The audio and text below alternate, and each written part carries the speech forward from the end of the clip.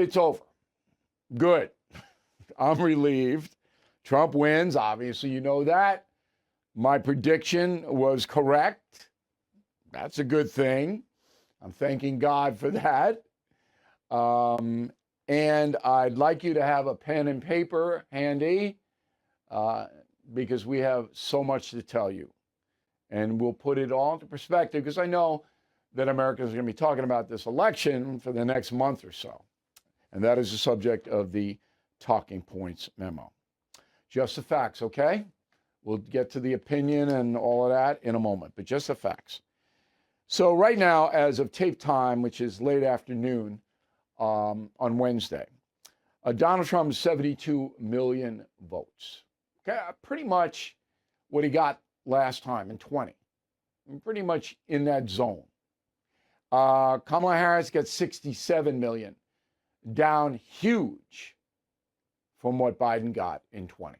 Huge. Okay?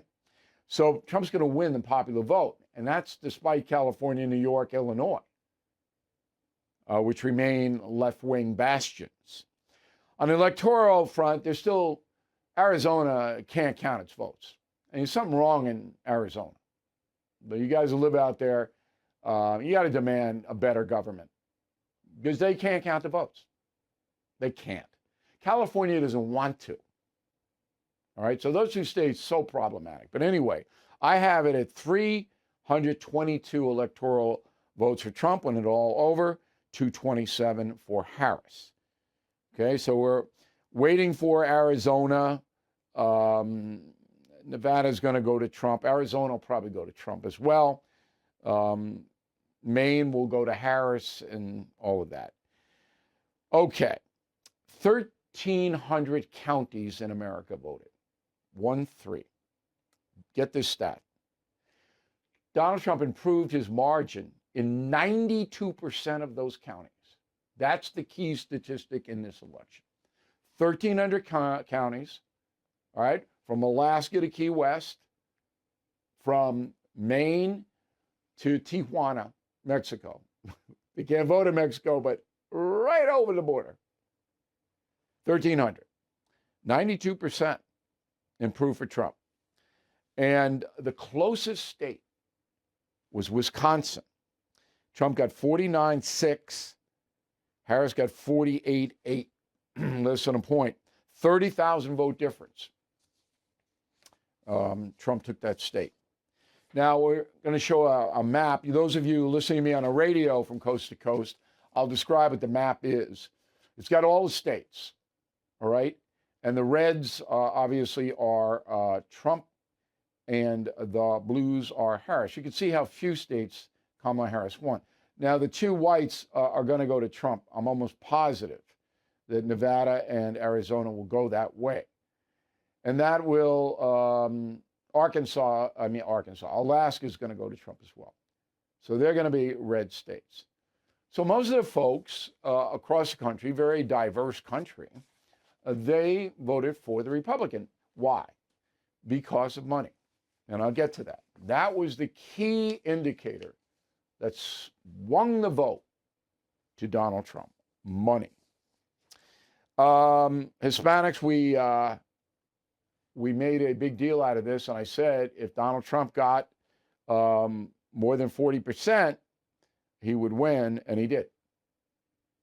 And Latino voters really came out strong for Donald Trump.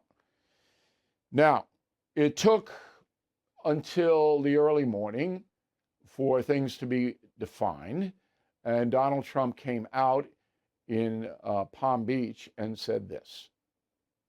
Nothing will stop me from keeping my word to you, the people. We will make America safe, strong, prosperous, powerful, and free again. And I'm asking every citizen all across our land to join me in this noble and righteous endeavor. That's what it is. It's time to put the divisions of the past 4 years behind us. Okay. Conciliatory standard issue. Kamala Harris, very interesting. She was in Washington, D.C., and she did not speak to her supporters last night. Huge mistake. Huge. Because you come out and you say, look, it's not over yet. I really thank you for being here. and she didn't do it. She did call Donald Trump shortly after noon today, congratulating him on his victory. Standard issue. And she will make a public statement today. Well, I'll run a little bit of it tomorrow. But I was shocked that the vice president didn't come out last night, just because those people were there all day. And to send them home without anything? No. As I mentioned, my prediction was, I made it on Halloween, and roll the tape. Here is the prediction, and it is based on data, okay? Not wishful thinking. I'm not believing what I want to believe. I analyze data, and you can see this data yourself. The Wall Street Journal printed it yesterday, and we've confirmed that it is accurate. Okay, the first one, the data is basically says that the Republican registration, voter registration among the GOP is way up. That's what I base my prediction on.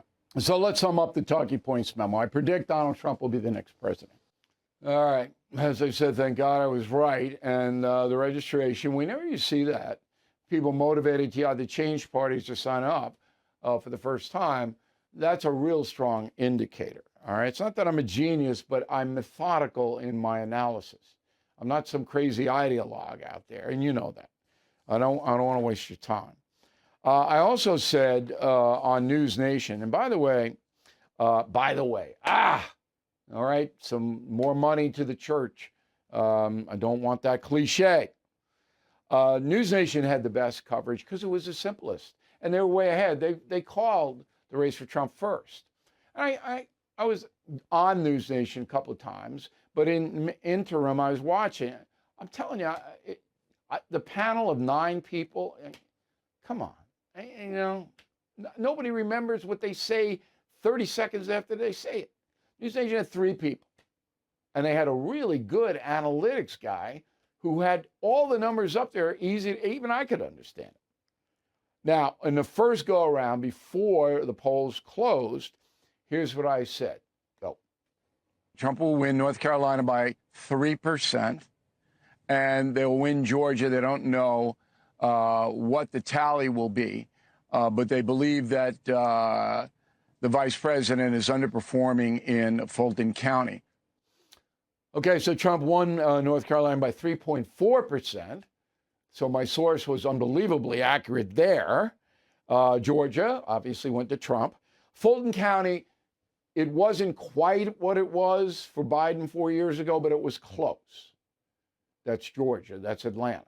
So that was a little wobbly there.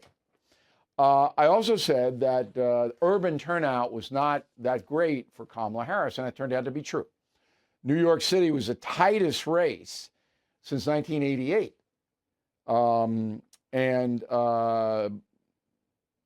Donald Trump got more votes than any other Republican in more than 40 years in New York City. Philadelphia was, obviously both went to Harris, but in a much more narrow clip. And the urban people, they're suffering too, as far as economics are concerned. So the reason all this happened was because of Joe Biden. Joe Biden lost the election for Kamala Harris. Harris is a very poor campaigner, as you know, wouldn't answer a question, said ridiculous stuff like Trump wants to ban abortion nationwide, all of that. Not a good candidate. But she didn't lose the election. Biden lost it. Because most Americans who voted are not ideologues. They may be registered a party, but they're not paying attention. They don't live politics. But they do live in the grocery store, in the restaurants, at the gas station, and they got to pay insurance. And they're getting killed. And they go, inflation is coming down. It doesn't matter. Prices aren't. The rate of inflation growth is coming down, but the prices are there and they're not coming down. That's what the decider was. So people are going, hey, I'm getting hurt by the Democrats. And there's Kamala cheerleading the whole thing.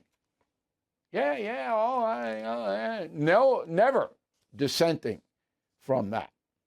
And so that transfers into the Senate. It looks like the Republicans, after some close races, will get between 54 and 55, one of those two numbers, senators. They dominate the Senate now. Okay? So Republicans. House, because of California can't count the votes, won't count the votes. We don't know. The Hill, which is a Washington, D.C. publication, gives Republicans a 52% chance of keeping the House. If that happens, and Trump's got the Senate and the House, he's got a free fire zone to do what he wants to do.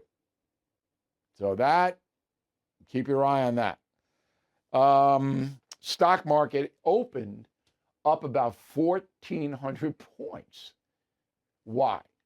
Because the big corporations understand that Donald Trump is a libertarian capitalist. He's going to cut corporate taxes, not raise them. Corporations will make more money. Bernie Sanders and the socialists hate that. They don't want the corporations to make more money, even though the corporations and the companies employ all the people. Okay? So if the company makes more money, they can give you a raise.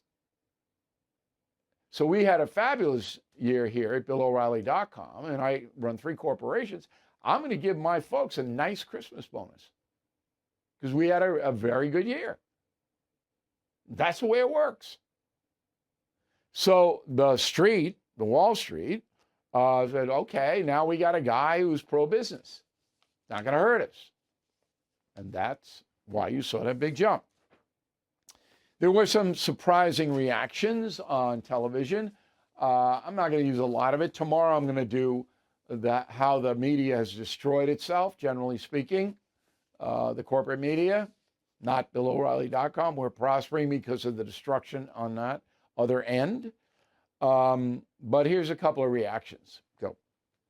Democrats don't know how people think anymore. They think about their country, they think about the cost of things, and the working people figure, well, all these college kids, all the ones who went to elite universities, all looking down on us. Besides all this, we're getting condescension and deplorables and all that stuff. And they felt it, and they voted that way. Would a white male have done better? Obviously, Trump has defeated 2 women and now a black woman. So there's all of these questions. But to my mind, it seems to me incredible that a guy who led a insurrection against the United States government is essentially now, like a phoenix going back into the Oval Office. It's unbelievable. Now, when Juan Williams was on the O'Reilly Factor, he never pulled that stuff because he knew I was going to get him right between the eyes if he did. He never pulled that race card, gender card stuff. Now he does it all the time. Oh, yeah, Kamala Harris lost because she's a woman of color. Oh, a bunch of crap. So dishonest, so disingenuous. Michelle Obama, if she had gotten the nomination, I think she would have won. I could be wrong on that. But Kamala Harris is a terrible candidate. It had nothing to do with her skin color or gender. She's terrible. If Williams doesn't know that, he shouldn't be sitting in that chair. If he's not honest or smart enough to know that. Sorry to come down on him, but I know Juan for a long time, and I used him all the time. And he never pulled that stuff with me. But now that's what he does. Awful. There were 2 sound bites that threw the election to Donald Trump. I'm going to play them in a moment. But first, I want to tell you what Trump has to do when he takes the job on January 20th, 2025, coming up fast. This is what he's got to do with executive orders, all right? First, the economy. He's got to wipe out the regulations that Biden put on the fossil fuel companies by executive order. I think Trump will do that on the first day. Border. I would, by executive order, suspend all asylum claims for at least 3 months and reorganize down there. Border wall. Okay?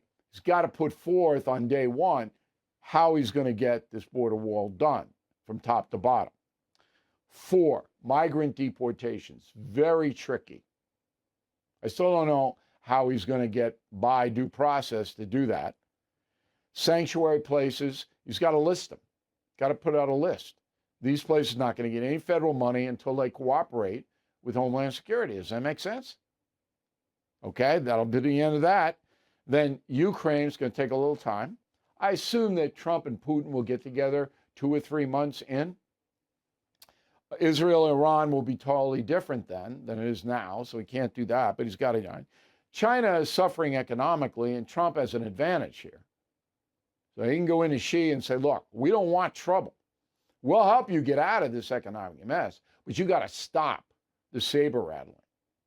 And then Mexico. Mexico is the key. If Mexico doesn't stop the madness, and we mean the drug cartels, we mean the massive migration and movement of people, which it could do if it put its armed forces on the southern and northern border. If they don't do it, I want Trump to go in and just devastate them economically and declare the cartels terror groups so we can drone them, kill them from the sky. I don't know whether he'll do it, but he should. Okay. Harris won 86% of black voters. Trump got 12.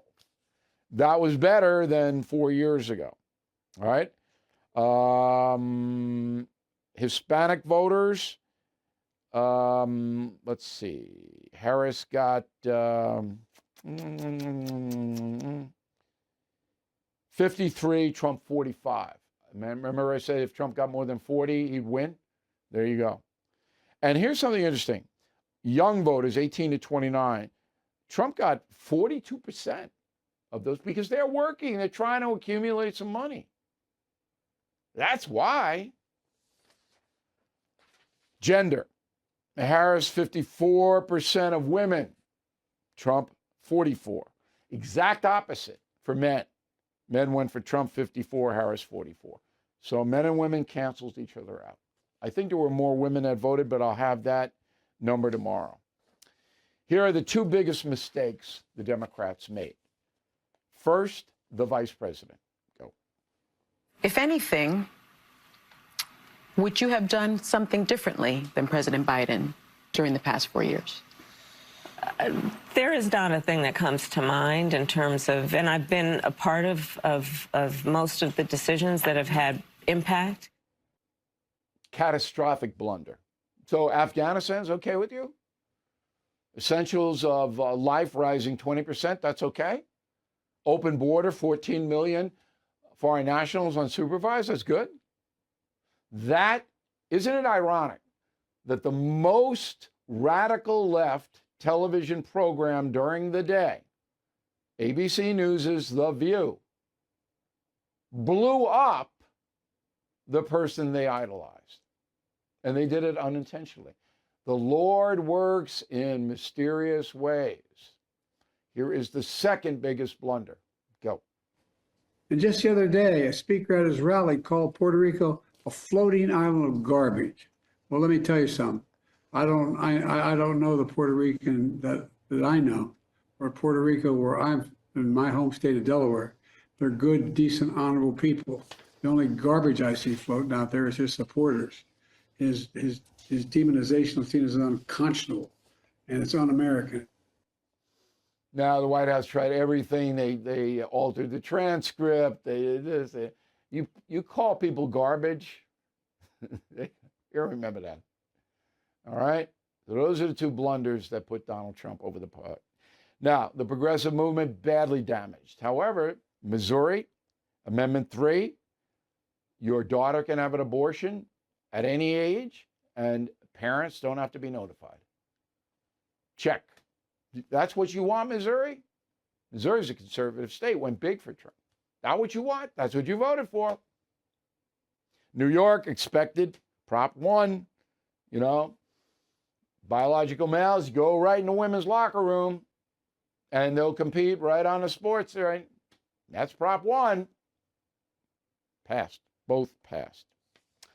Summing up, Republicans won because American voters want opportunity to improve their lives.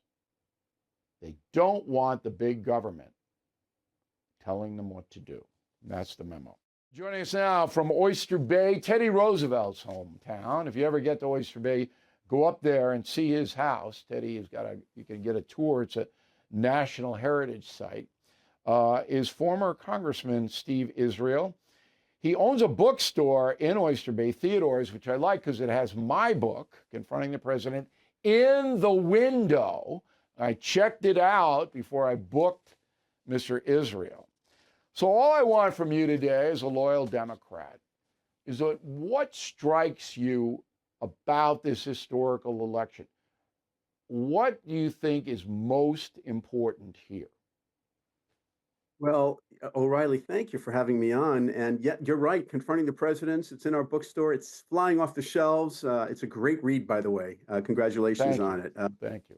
One other thing I want to say: that was a very thorough unpacking of the election. But of everything that you said, the thing that landed most beautifully on my ears was that you're going to give better Christmas bonuses to your employees, and I just hope that.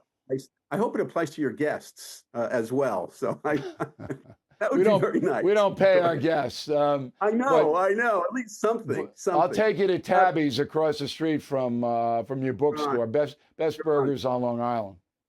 Listen, I actually agree with more of what you said than I disagree with. Surprisingly, perhaps this is what strikes me. This is what I think went catastrophically wrong for Democrats. And that is that we have lost the ability to assure hardworking Americans who are trying to pay their bills that they are our priorities. I think Chris Matthews was right. When you campaign on a theme of joy, not only is that tone deaf, but it sounds as if you just don't understand what's happening in Americans' lives. There's somebody in Ohio or Wisconsin who's struggling to pay for gas, put their kids through school, save for vacation, and you're telling them that this is about joy. It strikes me as just not resonating. And so for my party, as catastrophic as these results were, and they were catastrophic, I hope that we'll learn a tough lesson. Well, you got to move back to the center. You can't be the radical progressive Bernie Sanders party. And I know where that's all the money, the Soros money, and all, but you've got to get back to being the old time Democratic Party. I mean, you were a congressman. You didn't govern crazy. You weren't a woke monster. You looked at the issue and you said, oh, okay, what's best? I'm glad you used that word woke, because what my party needs to do is wake up to the fact that too many Americans and American voters just don't have the faith that they used to in our ability to provide them with economic security, to understand their everyday needs. And look, I never pretended to be the smartest member of Congress, although the competition wasn't always that stiff, but I know my history. When people feel like they lack economic security, they're not going to vote on issues like democracy. That's right. And you don't provide for them, though. That's where you guys in the Democratic Party make your mistake. You let them do it. You get out of their way because they'll do it. I got people working for me from Honduras, from Africa. They're all legal. They're here with green cards. They work their butts off. They don't want Washington giving them anything. And that's what the Democratic Party doesn't understand. This big colossus doesn't work. You can't drag everybody through life. There's 330 million of us. Last word, Congressman. Look, I agree that we need to reevaluate our policies and our programs and make sure that we're resonating. But it's also got to be, look, Americans want fairness, and it's got to be fair. And so handing out subsidies to the big corporations that don't need them, but then saying we're going to balance the budget on the backs of hardworking Americans, that doesn't land well either. One final thought, if I can, Bill. Sure. Look. If I'm the Republicans, I'm taking a look at the next midterm election. You know better than anyone, because you're a historian, that midterms are brutal for the president's party. And so my advice to Republicans who don't exactly listen to my advice is be careful, because if you go too far, the next election will discipline you. Donald Trump went too far in 2016. Democrats won in 2018. That's why I said that Trump's got to get off to a fast start, because Grover Cleveland, Trump's compatriot, had a disastrous second term. And Trump has got to get and say, I said I'm going to do this, and he's got to do it. Hey, Congressman, we'll see you soon. We appreciate your expertise. At the bookstore. Bye-bye. All right, let's get another point of view. Our pal Bernie Goldberg, the purveyor of BernardGoldberg.com, is already going crazy on the website with all kinds of analysis about the election. Joins us from Miami. I'd ask you the same question I asked the congressman. What's the big thing for you as an American, as you know, a loyal citizen, from the vote? Well, let's get the obvious out of the way. It was a rejection of the Biden administration. It was a rejection of inflation. It was a rejection of the border. It was a rejection of crime in big cities. But it was also a rejection of elite condescension aimed at, I use the term in the best sense, ordinary Americans. People have had enough of this. They don't want to be called stupid because they didn't see how great Bidenomics was. They don't want to be called a bigot because they're against illegal immigration. They don't want to be called a transphobe because they don't think boys, biological boys, should be allowed to play on girls' teams. They don't want to be called garbage. They don't want to be called Hitler. They don't want to be called deplorables. They don't like Mark Cuban's analysis, if that's the right word, that the only women that Trump likes to be near are stupid, weak women. They're tired of the whole thing. Now, I acknowledge that the bigger reason was the economy and the border. But Democrats will be making a big mistake if they don't understand the condescension factor. You know, people have had enough, and they said, I'll clean it up, Bill. They said, screw me, screw you. And I agree with that. But the Democrats really believe that. They believe that if you support Trump, you're a Nazi.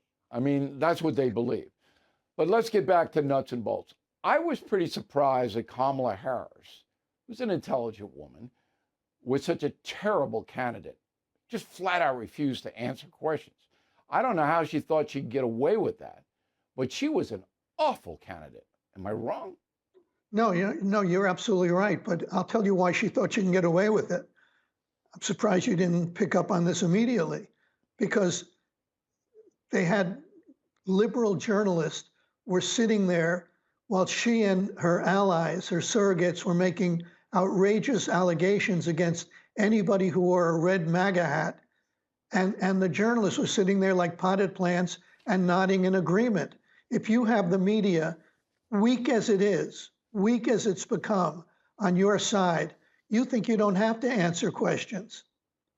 Not in this day and age, though, with the social media and operations like yours and mine, okay, having a reach that is into the multi-millions. And when you go on a show and the interviewer, me, you, whoever it may be, asks you a direct question and you won't answer it, you're insulting not only the interviewer, but the folks who are watching. Yeah, you're insulting them, yes. And they also pick up on that, not just the insult. They pick up on, wait a second, the person just asked you a question. The person asked you, do you think it's a nice day out today? And you went to word salad city. Right. Instead of saying, yes, it's a nice day out today, you said holistically, in terms of the weather, if we're talking about climate versus weather, shut up. Just answer the damn question. But she never got that. And here's the ultimate irony. We're going to do this heavy tomorrow on Thursday on the No Spin News. The media that despised Donald Trump to an extent never before seen in America, except for Abraham Lincoln, that media has destroyed itself forever. So Trump's revenge is number one, winning, getting power back. But number two, the fake news, he doesn't have to do anything else. They've destroyed themselves. Did you ever talk to Lincoln personally about that? Grant. Lincoln was a little bit before my time, but I got Ulysses into a conversation about it. You know, you've said this before, Bill, about how the media is finished itself. There's no question that their influence isn't what it used to be in the days of Walter Cronkite or even Dan Rather and Peter Jennings. But how is it going? It's still going to be there. It's going to be a shell of itself. That's right. A shell of People itself. are going. Right. So, but it doesn't matter. And all of the hierarchy at ABC, NBC, and CBS are going to be fired by next summer. All of them are going to go. You wait, mark my words. And it's a whole different thing now that when people want information, they're not going to go on to television news, and that includes cable. They're going to come to us because we're Well, honest. I hope you're right, and I suspect you are. You Well, know, if they tomorrow go to we'll you prove and they, You know, we have the you numbers. and I are not indebted to anybody but That's our right. audience. That's right. I'm indebted to guys like you to come on and chat with me. I mean, there are some people who still refuse to do that. I think, Bernie, they just don't understand my charm. They just can't No, lock in on it, you know? I've always understood your charm, such as it is. Right, which is a deficit for you. All right, Bernie Goldberg, I want everybody to go to bernardgoldberg.com. Look at his election analysis. Certainly worth doing that. Thanks, Bernie.